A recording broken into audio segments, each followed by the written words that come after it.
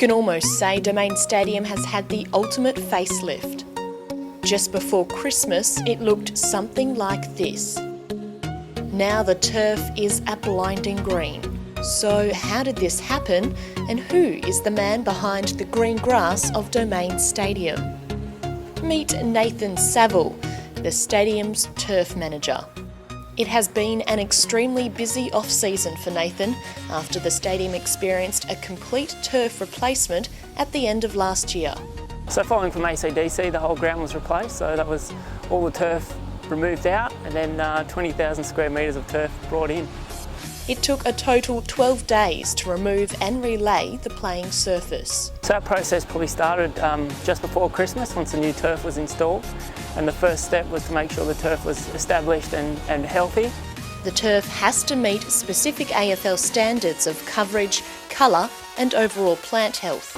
So we'll get an AFL independent audit done prior to the game kicking off, and they'll test a number of things from surface hardness, the turf sward, so how much density is in the sward, and making sure that there's no divots or any big holes in the ground. Making it look super green on TV is another requirement that has to be met.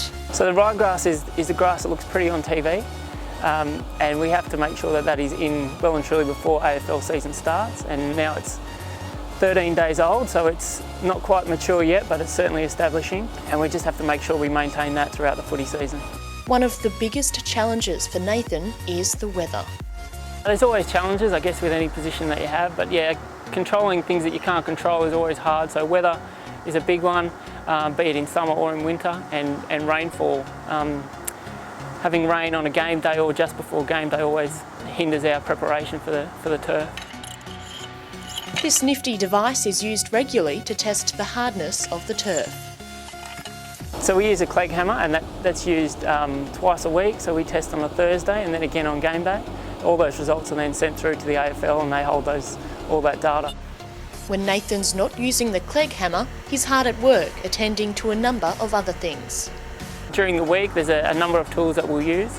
It could be anything from aerating the soil to make sure that the water and air can get into the plant's roots. Obviously cutting, we cut every day, and we catch all our clippings, so we get rid of all that organic matter. And then we could do anything from scarifying the turf, fertilising the turf, that could be liquid or granular. And it's all worth it, especially knowing your hard work becomes the stage for Australia's greatest game. I think the best thing is seeing your hard work on TV on that weekend. So everything you do Monday to Friday and even Saturday and Sunday, you can then see the results on TV that weekend. And it all starts this Sunday. All our planning is done, and we did a planning probably 6 months out to know where we would be at this stage today. And I guess like the players and the spectators, we're just eager for round one to start.